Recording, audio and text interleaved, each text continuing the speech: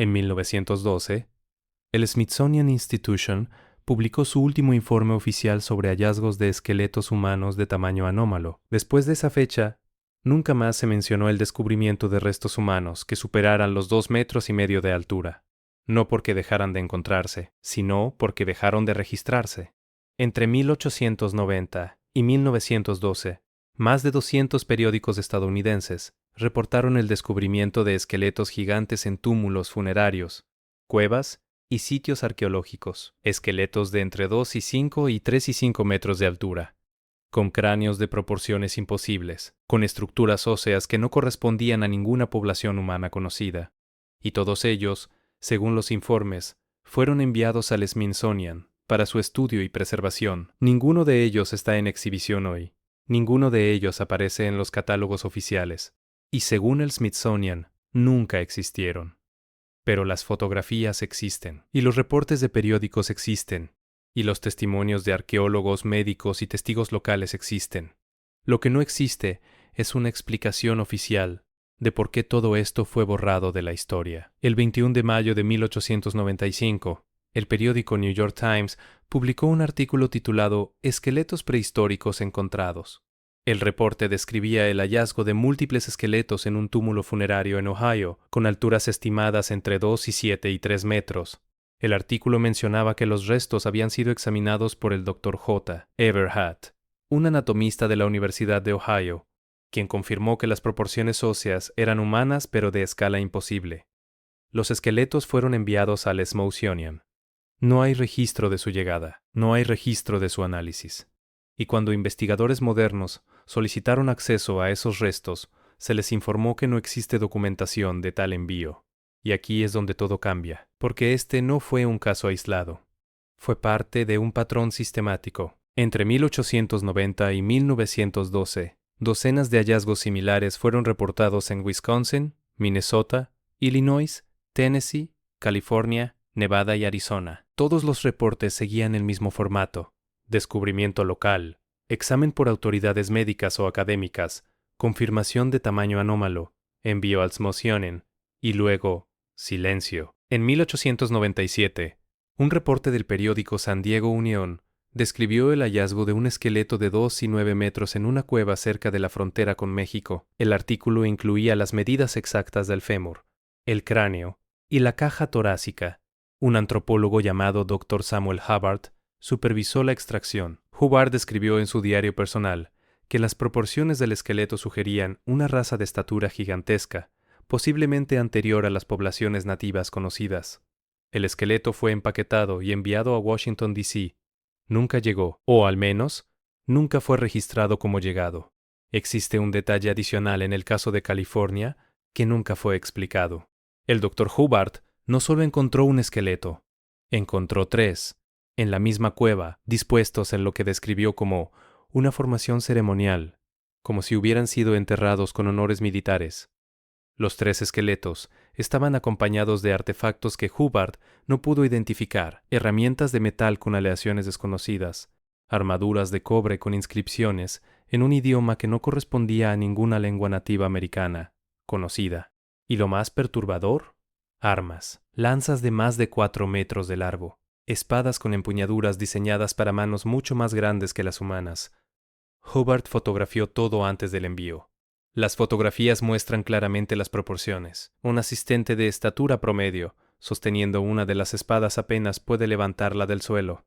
Esas fotografías fueron confiscadas por agentes federales 3 semanas después del descubrimiento. Hubbard nunca volvió a hablar públicamente del hallazgo. Lo que lo hace aún más inquietante es que no solo los esqueletos desaparecieron, también desaparecieron los registros de su descubrimiento. En la década de 1950, un investigador independiente llamado Ivan T. Sanderson intentó rastrear los hallazgos de esqueletos gigantes reportados en periódicos del siglo XIX. Sanderson escribió cartas al Smithsonian solicitando acceso a los archivos relacionados con estos descubrimientos.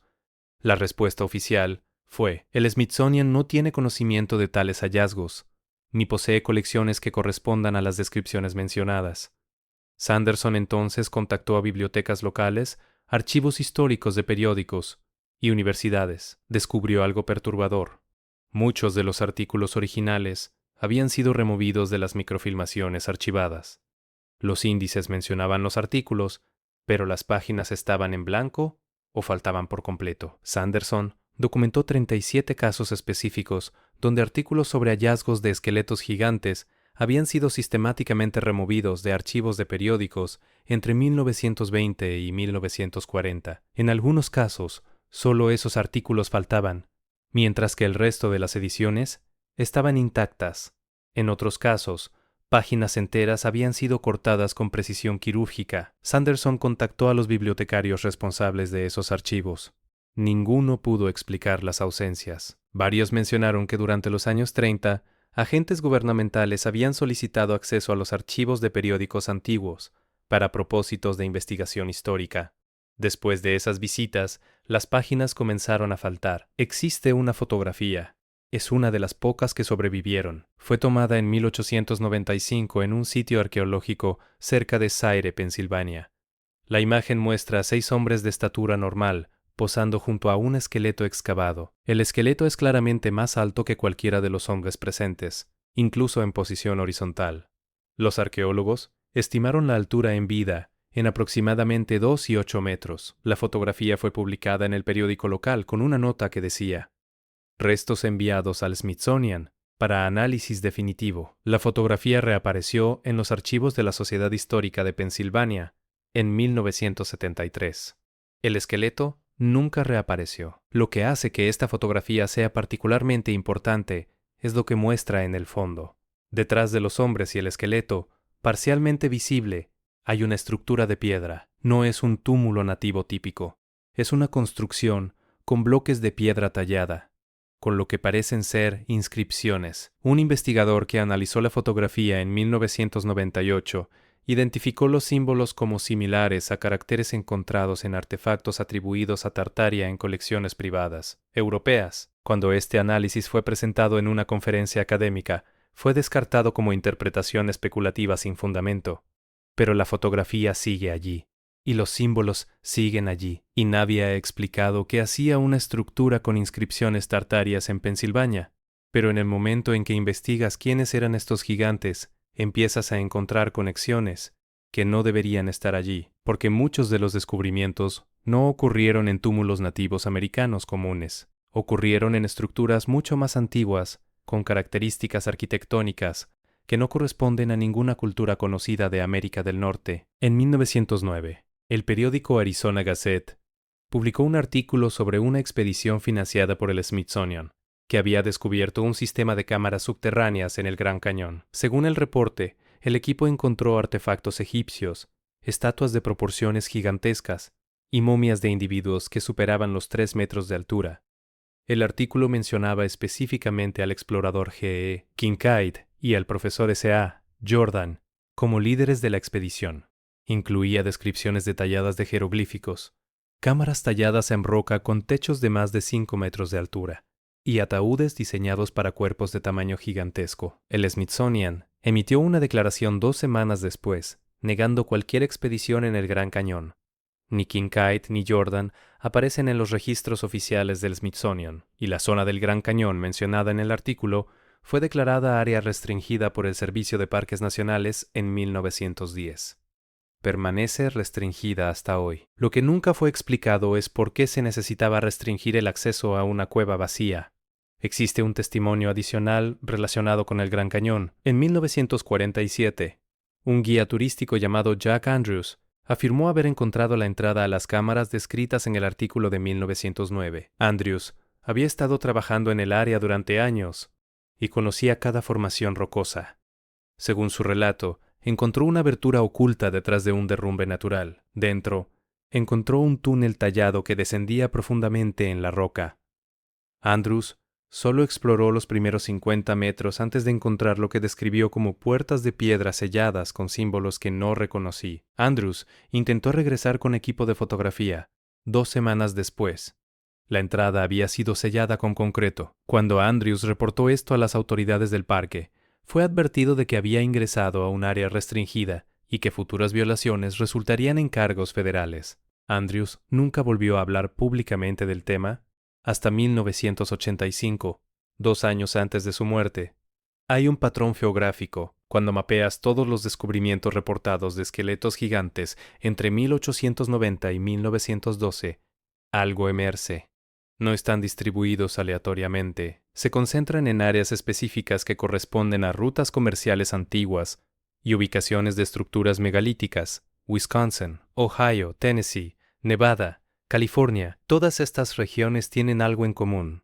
Fueron sitios de construcciones de tierra masivas, túmulos de geometría compleja y formaciones de piedra que preceden a las culturas nativas conocidas, y todas estas regiones fueron áreas donde, según mapas históricos del siglo XVII y XVIII, se ubicaba el territorio de Tartaria antes de su desaparición de los registros oficiales. Tartaria, un imperio que apareció en mapas europeos hasta 1890, un imperio que se extendía desde Siberia hasta América del Norte, un imperio que fue borrado de los libros de historia sin explicación, y un imperio que, según testimonios de exploradores tempranos, estaba habitado por personas de estatura extraordinaria, guerreros de 3 metros de altura, que custodiaban las tierras del norte. En 1892, el explorador francés Henry Mouhot escribió en sus diarios sobre encuentros con guardianes de estatura gigante en regiones remotas de lo que él llamaba territorios tartarios del este. Mouhot describía estructuras defensivas con puertas de más de 6 metros de altura, diseñadas para permitir el paso de individuos de proporciones extraordinarias. Mouhot murió en 1893. Sus diarios fueron editados antes de su publicación póstuma. Las referencias a los gigantes fueron removidas. Las versiones originales manuscritas permanecen en archivos privados en Francia, inaccesibles al público. Existe una segunda referencia a estos guardianes en los escritos del explorador ruso Nikolai Przewalski, quien viajó extensamente por las regiones de Asia Central entre 1870 y 1885. Przewalski mencionó en una carta a la Sociedad Geográfica Rusa haber encontrado tumbas de guerreros de proporciones legendarias en Mongolia. Describió sarcófagos de piedra de más de 4 metros de largo, con grabados que mostraban figuras humanoides de gran tamaño, sosteniendo armas. Przewalski escribió que los locales llamaban a estos guerreros los vigilantes de las fronteras del Imperio del Norte. Cuando Przewalski preguntó ¿qué imperio?, le dijeron el que fue borrado de la memoria. La carta nunca fue publicada oficialmente. Fue descubierta en los archivos de la Sociedad Geográfica en 2006, pero las puertas siguen allí. Existen fotografías de finales del siglo XIX que muestran estructuras en América del Norte con entradas monumentales, puertas de piedra tallada con alturas que superan los 5 metros, escaleras con peldaños de 60 centímetros de altura, imposibles de usar cómodamente para una persona de estatura promedio, y edificios con techos internos de más de 7 metros en estructuras que supuestamente eran viviendas. ¿Para quién fueron construidas estas estructuras? La respuesta oficial es propósitos ceremoniales, pero eso no explica por qué existen en lugares remotos, sin acceso público, sin decoraciones ceremoniales, solo funcionalidad arquitectónica diseñada para habitantes de gran tamaño. En 1904, un grupo de granjeros en Minnesota descubrió una estructura subterránea mientras excavaban un sótano. La estructura consistía en una serie de cámaras de piedra conectadas por túneles. Las cámaras tenían techos abovedados de más de 6 metros de altura. En una de las cámaras encontraron los restos de 3 esqueletos, todos de más de 2 y 7 metros de altura. Los esqueletos estaban dispuestos alrededor de lo que parecía ser un altar de piedra. En el altar había una placa de metal con inscripciones. Un profesor de lenguas clásicas de la Universidad de Minnesota examinó las inscripciones y determinó que eran similares pero no idénticas al antiguo eslavo y al sánscrito. El profesor sugirió que podría ser una forma de escritura tartaria. La estructura fue sellada por orden del gobierno estatal para prevenir colapsos. Los esqueletos fueron enviados al Smithsonian. La placa de metal desapareció. No hay registro de su análisis o ubicación actual.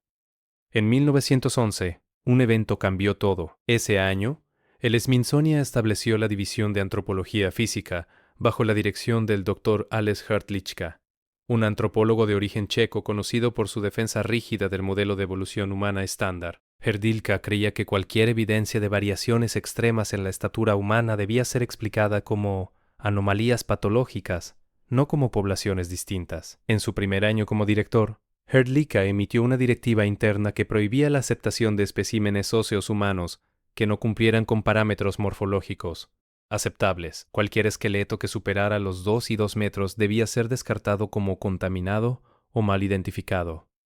Esta directiva nunca fue publicada oficialmente, pero aparece en memorandos internos desclasificados en 2004. Lo que hace que la llegada de Hrdlicka sea particularmente sospechosa es su historial previo. Entre 1903 y 1910, Hrdlicka trabajó como consultor para el gobierno estadounidense en la evaluación de poblaciones indígenas. Durante este periodo, supervisó la confiscación de restos humanos de cementerios nativos americanos para investigación científica.